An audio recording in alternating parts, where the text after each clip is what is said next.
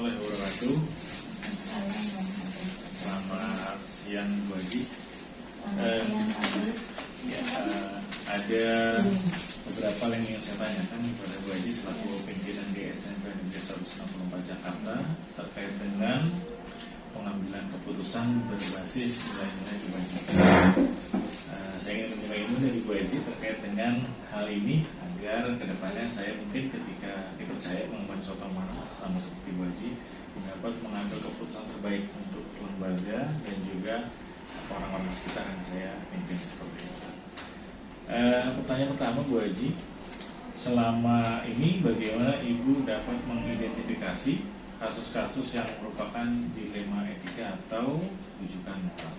Ya, jadi untuk dapat mengidentifikasi suatu masalah, tentunya saya mengumpulkan data itu ya dari siswa itu sendiri, kemudian dari teman-teman, lalu dari guru, dari wali kelas dan guru BK, juga orang tua itu sendiri. Jadi saya mendapatkan atau mengidentifikasi bisa saya lakukan dari situ. Baik, jadi berbasis data ya Bu Haji ya.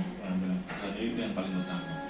Kemudian selama ini bagaimana Ibu menjalankan pengambilan keputusan di sekolah Ibu, terutama untuk kasus-kasus di mana ada dua kepentingan yang sama-sama benar atau sama-sama mengandung nilai kebajikan.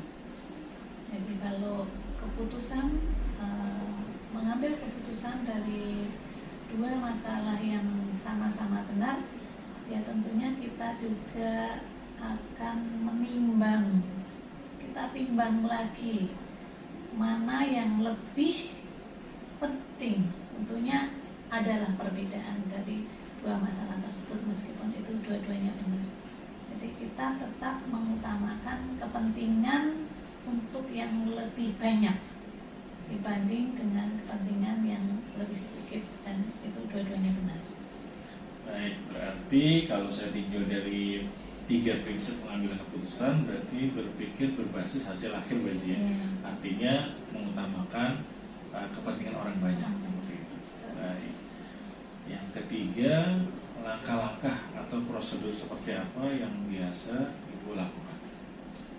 Jadi langkah-langkahnya untuk mengambil keputusan berdasarkan dengan data-data yang sudah saya kumpulkan. Data tentunya ada yang benar, ada yang salah.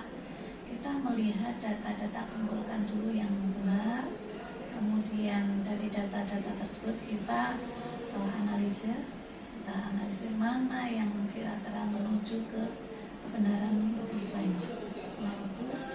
Lalu kita nanti kita ambil keputusan. Baik, Bu Haji di SMP 164 ini pasti Bu Haji pernah mengambil suatu keputusan yang itu merupakan hasil dari mufakat, ya, mufakat kerjasama dengan mungkin wakil, mungkin orang tua murid. Bisa diceritakan Bu Haji kasus yang pernah dialami seperti apa? Kasus ya, saya ambil kasus ini contohnya si Hasbi ya Pak ya. Hasbi itu sudah kelas 9, dia itu jarang masuk. Ketidakhadirannya di sekolah itu begitu saya melihat data-data dari teman sekelilingnya, kemudian dari guru dan guru BK juga wali kelas dan orang tua, ternyata sangatlah kompleks. Sehingga memang kalau anak seusia itu suruh menyelesaikan masalahnya itu sendiri juga kurang mampu, sehingga memang perlu dibantu. Ternyata dari rumah pun juga masalahnya banyak gitu. Jadi kita sebagai guru wajib membantu lah, karena sudah kelas 9 yang sebentar lagi dia lulus, agar tidak terjadi anak yang putus sekolah. Jadi keputusannya berpihak pada murid gitu Bu Haji. Kemudian kalau saya tinjau dari paradigma pengambilan keputusan berarti keadilan versus rasa kasihan gitu Iya. Bu Haji ya. Ya, selain itu Oke. juga ya tentunya lah kasihan ya, karena kan anak seusia itu seharusnya belum menyelesaikan masalah yang sekompleks itu gitu. Betul. Baik. Selanjutnya Bu Haji, hal-hal apa saja yang selama ini Ibu anggap efektif dalam mengambil keputusan pada kasus-kasus di Lima Etika? Jadi agar pengambilan keputusan efektif ya kita tadi mufakat, kita bermusyawarah, baiknya bagaimana kita kolaborasikan antara guru, wali kelas, juga BK dan orang tua. Baik. Selanjutnya Bu Haji, tantangan apa yang Ibu pernah alami dalam mengambil keputusan terkait dengan dilema etika ini? Di tantangannya yang masih berkaitan dengan masalah tadi, jadi karena masalah itu kompleks dan kelihatannya alasan-alasan dia tidak masuk itu selalu ada saja. Jadi kemarin tidak masuknya karena tidak ada yang mengantar, kemudian ada juga tidak ada kendaraannya, kemudian alasan lagi yang sakit dan sebagainya, sehingga alasan-alasan satu dengan yang lain itu merupakan tantangan, sehingga setiap dia alasan kita harus menyiapkan harus bagaimana ini supaya anak itu tetap masuk. Nah, seperti tidak ada kendaraan untuk mengantar, sehingga kita cari jalan keluar, naik busway, tinggal turun di depan sekolah. Karena seorang anak KJP, sehingga dia ada kartu KJP bisa digunakan untuk naik busway dengan gratis. Berarti permasalahan Maulana Hasbi ini seputar masalah ekonomi keluarga Bu Haji ya, yang utama itu, sehingga membuat motivasi sekolahnya mungkin tidak seperti anak-anak yang lain gitu Bu Iya, Haji. betul. Baik. Selanjutnya, apakah Bu Haja memiliki sebuah jadwal tertentu untuk mengatasi setiap kasus dilema etika, ataukah secara spontanitas harus diselesaikan hari itu juga? Iya, karena si Hasbi ini masalahnya sudah kompleks ya, dan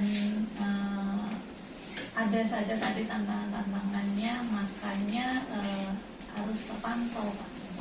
Jadi dipantau apakah nilai masuk, kemudian berikutnya dan seterusnya, sehingga ya karena sudah ada masalah yang seperti itu sehingga terjaga. Jadwal Bu Haji ya. Jadi terpantau, memantau. Baik. Berikutnya, apakah ada seseorang atau faktor apa yang selalu dapat mempermudah bagi Bu Haji sebagai pimpinan untuk menyelesaikan kasus-kasus seperti ini? Kalau untuk menyelesaikan kasus-kasus seperti ini banyak Pak, tidak hanya seseorang. Karena saya tidak bisa bekerja sendiri. Jadi saya berkolaborasi dengan guru, dengan wali kelas, dengan guru BK, bahkan dengan orang tua. Sehingga karena anak yang seperti ini harus dipantau apakah ini masuk, beralih komunikasi dengan orang tua, komunikasi dengan guru BK dan sebagainya. Mungkin bisa saja dengan teman-temannya juga. Jadi selalu berkolaborasi dan bersinergi Bu Haji ya, dengan berbagai pihak, termasuk orang tua yang murid. Baik. Terakhir Bu Haji, dari semua hal yang telah disampaikan oleh Ibu, adakah pelajaran berharga bagi Ibu yang dapat dipetik nih dari segala macam bentuk penyelesaian semacam ini? Ya. Jadi sangat berharga itu Pak, pelajaran masalah yang dialami oleh Hasbi, karena ini tidak hanya sebentar masalahnya, sehingga perlu saya informasikan lagi kepada Bapak Ibu guru, juga kepada guru BK untuk komunikasi ya, komunikasi secara dini pada waktu anak-anak itu mulai ada masalah, sehingga tidak berlarut-larut lagi masalahnya. Selain komunikasi juga harus kolaborasi, tidak bisa akan bekerja sendiri. Nah, dengan demikian adanya komunikasi dan kolaborasi secepatnya masalah itu akan terselesaikan. Nah, intinya komunikasi, kolaborasi, dan tidak ada pembiaran Bu Haji ya. Jadi harus cepat ditangani agar cepat selesai dan tidak menambah kemana-mana. Baik, terima kasih Bu Haji atas waktunya. Demikian pembicaraan kita pada hari ini. Semoga saya dapat memetik hikmah dari yang Bu Haji sampaikan untuk kedepannya dapat mengambil keputusan yang berbasis nilai-nilai kebajikan. Oke, bagus. Mudah-mudahan sukses untuk kedepannya Amin. dalam berpenggerak ini. Amin. Terima kasih Bu Haji. Saya Agus Yudono, CGP Angkatan 7 dan Kepala SMN Negeri 164 Jakarta, Ibu Haja Hamidatri Sulistiardi. Terima kasih. Wassalamualaikum warahmatullahi wabarakatuh. Waalaikumsalam warahmatullahi wabarakatuh. Assalamualaikum warahmatullahi wabarakatuh. Selamat siang Pak. Waalaikumsalam warahmatullahi wabarakatuh Pak Gus. Baik, gimana Pak kabar ya Pak? Alhamdulillah baik, Sehat ya? alhamdulillah sehat. Pak Agus gimana nih kabarnya? Alhamdulillah sehat juga nih. Udah lama nih saya tidak bertemu dengan Pak Agus nih. Rindu dengan Berarti sekitar hampir 6 sampai 7 tahun ya kita nggak bertemu ya. Hampir. Masya Allah, hampir satu minggu lah. Di Kota Orang Bali, melihat kondisi Muhammadiyah sudah sukses seperti ini. Salut Ini Bapak. doa. Dan ini bentuk perjuangan Pak Agus juga dulu. Ada investasi Pak Agus nih. Amin. Semoga jadi berkah bagi kita semua. Amin. Oke Pak, pada yang saya tanyakan ini terkait dengan pengambilan keputusan yang berbasis nilai-nilai kebajikan. Pertanyaan pertama adalah selama ini bagaimana Pak Aep dapat mengidentifikasi kasus-kasus yang merupakan dilema etika atau kebajikan moral? Ya, tentu dilema etika ya atau kebajikan moral memang ini adalah berkacanya melihat kondisi pasti setiap lembaga terutama sekolah ya pasti akan dihadapkan dengan persoalan itu karena sekolah itu berhubungan dengan makhluk hidup, dengan siswa, dengan orang tua, sehingga pasti dilema etika ini pasti ada. Dan di SMA Muhammadiyah 3 Jakarta kasus ini juga pernah ada. Kondisinya saat ini baru terjadi. Terjadinya gini, ada anak kami kelas 12 itu dari sisi IT luar biasa. Bahkan saat ini dia apply di Indonesia Maju. Itu ada sebuah lembaga yang beasiswa. Dia dapat masuk ke sana lolos dan dia diterima saat ini sudah dia apply ke 5 kampus di dunia.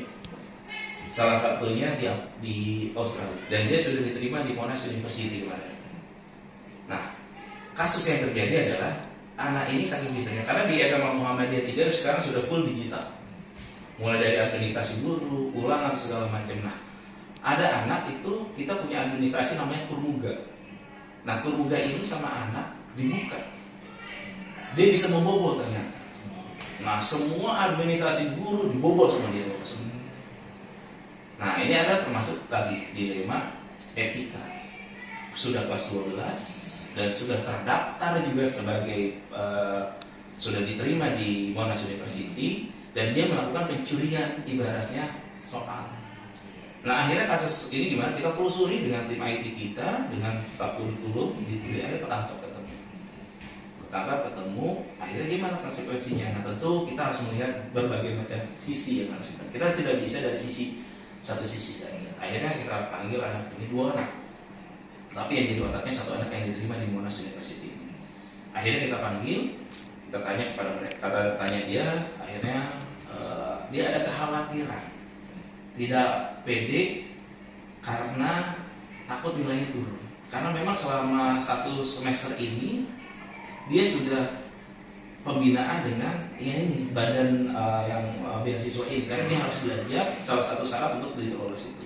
Akhirnya karena ada bujukan dari temannya, dia bisa membongkar, akhirnya kebongkar dan dia membongkar soal untuk mendapatkan nilai. Nah, akhirnya sanksinya seperti apa? Tapi kita dari SMA Muhammadiyah 3 itu memberikan sanksi sanksinya adalah keputusannya yang mendidik, bukan sanksi yang memang dia harus mengakui kesalahannya. Dia sudah mengakui, sanksinya itu bukan sanksi yang bersifat yang dia dikeluarkan.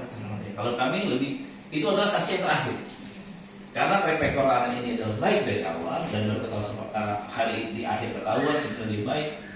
Nah, akhirnya kita berikan sanksi, salah satunya adalah sanksi bagaimana dia dilakukan pembinaan. Nah, sanksi yang pertama kita lakukan kepada mereka adalah pertama, selama bulan Ramadan ini kita di SMP Muhammadiyah 3 ini ada anak binaan.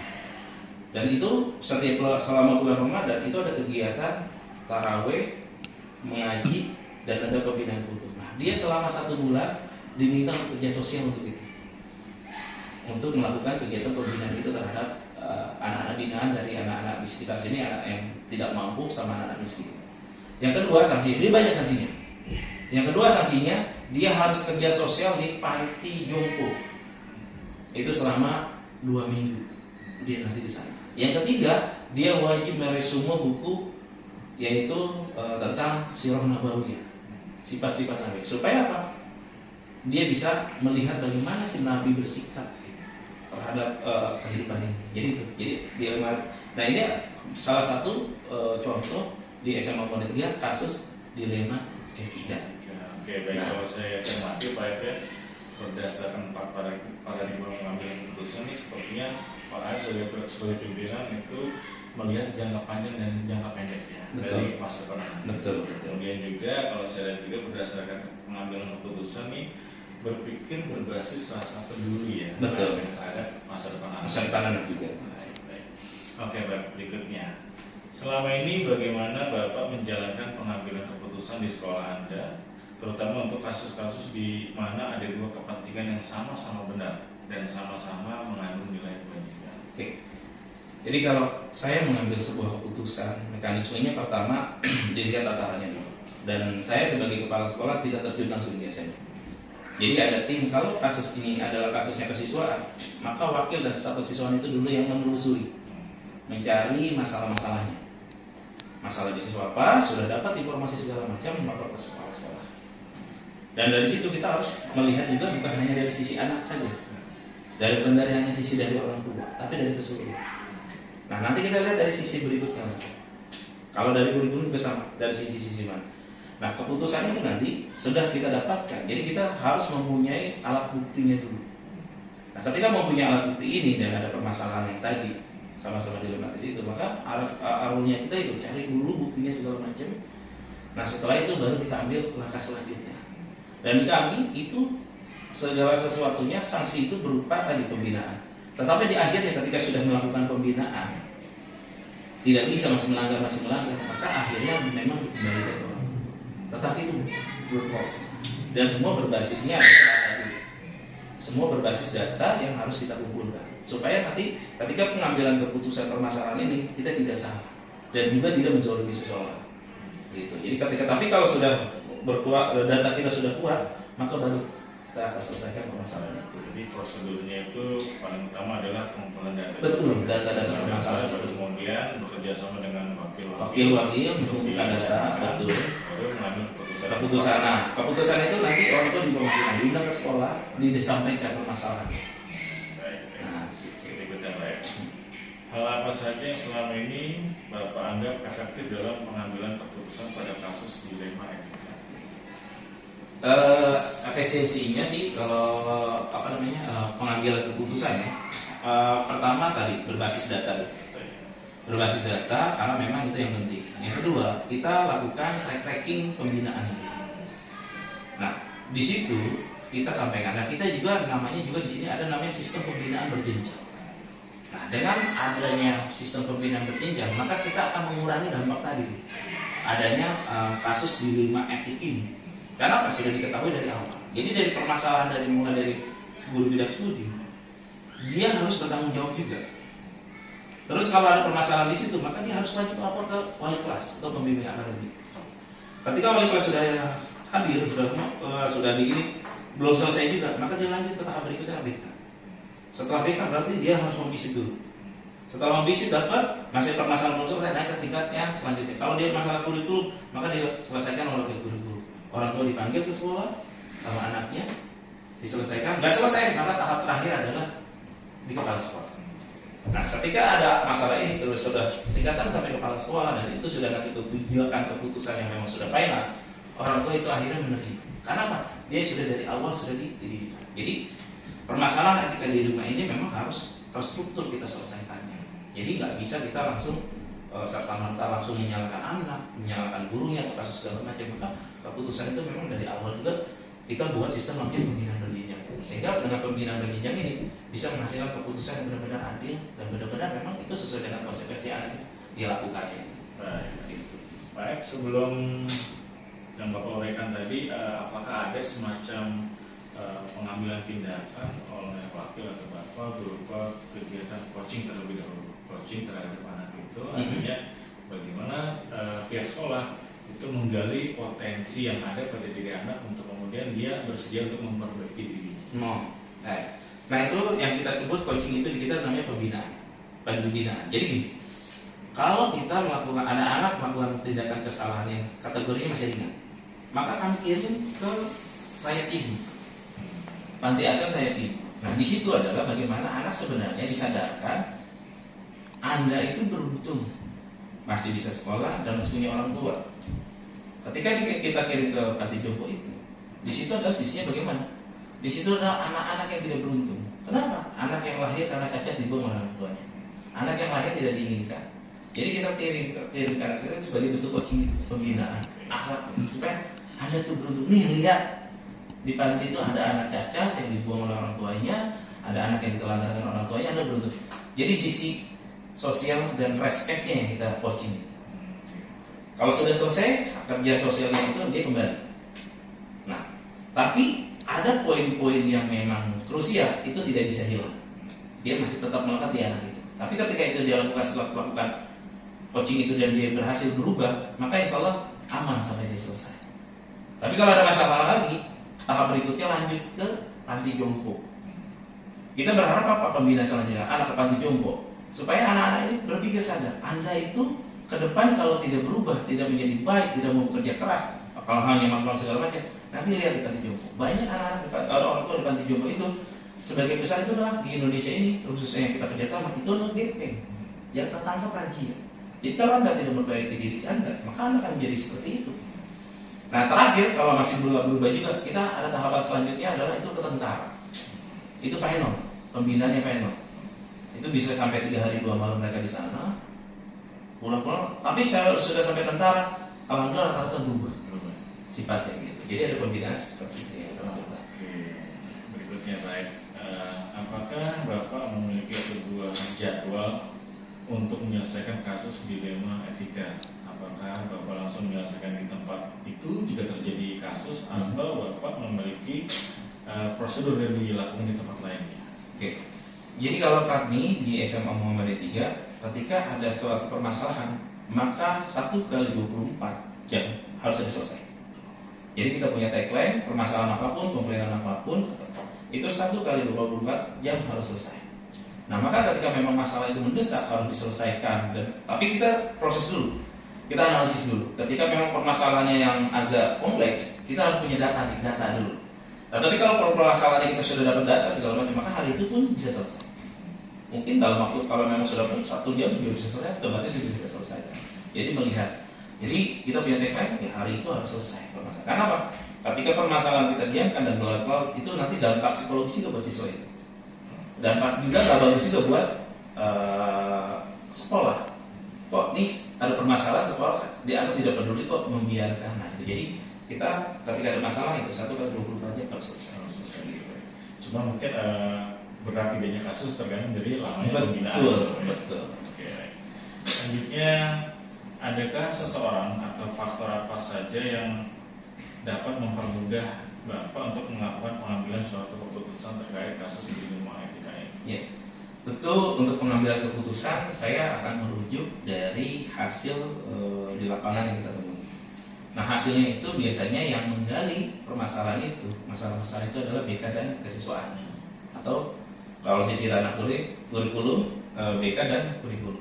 Nah dari data itulah, dari orang-orang inilah sehingga saya bisa mengambil keputusan dengan tepat, dengan cermat, sehingga tuh tidak merugikan anak juga dan disesuaikan bagaimana dengan konteks permasalahan. Kalau memang masalah yang berat, tentu ada tindakan yang lebih tinggi yang perlu kita kenakan ke anak itu. Ya sampai kalau memang sudah berat sekali, tapi biasanya kita tidak langsung mengeluarkan anak ya secara itu. Kita bina dulu. Kalau memang sudah tidak bisa, Karena sekolah punya aturan dan punya keterbatasan dalam peraturan. Ada poin-poin tertentu, sehingga kalau memang sudah tidak bisa dibina, mungkin di sekolah lain bisa. Gitu. Jadi orang-orang itu ya di sisi di bawah saya adalah BK, kesiswaan, dan kurikulum. Itulah orang-orang yang membuat putusan ini jadi efektif. Seperti itu. Baik, terkait dengan pengambilan keputusan tadi, ini pasti kan ada orang-orang yang membantu juga ya, turut memberikan pemikiran juga. Betul. Nah, ini Pak lebih berpihak kepada murid atau kepada lembaga yang keputusan yang dihasilkan? Ya, tentu kita melihat beberapa sisi sih.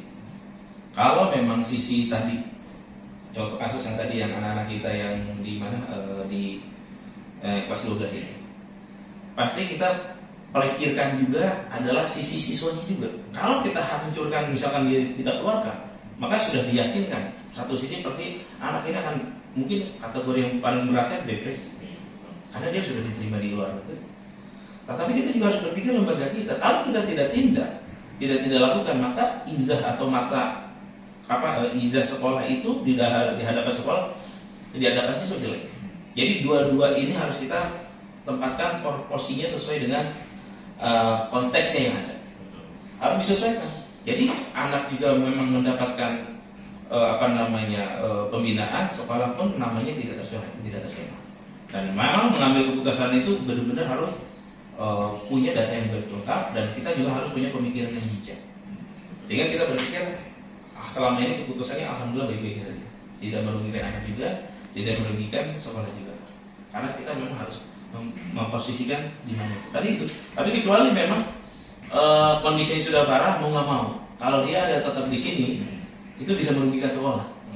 Khawatirnya nanti ditiru oleh adik kelasnya, oh nggak diapa-apain itu, melakukan tindakan ini. Maka kita lakukan misalnya seperti itu, dan ya kita nanti bantu juga sih prosesnya.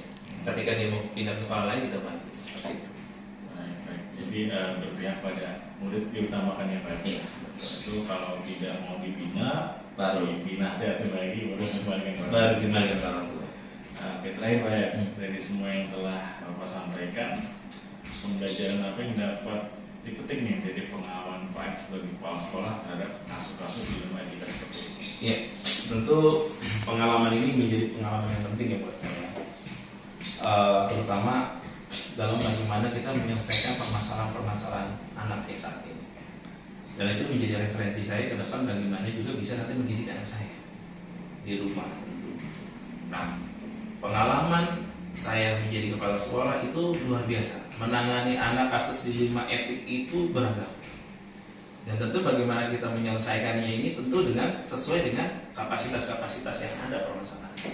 Sehingga yang bisa saya ambil ya, saya berpikir bisa lebih bijak, arif dan bijaksana, dan berpikir juga bagaimana harus bisa ini juga bisa kedepannya tidak membuat masalah dan menghasilkan keputusan.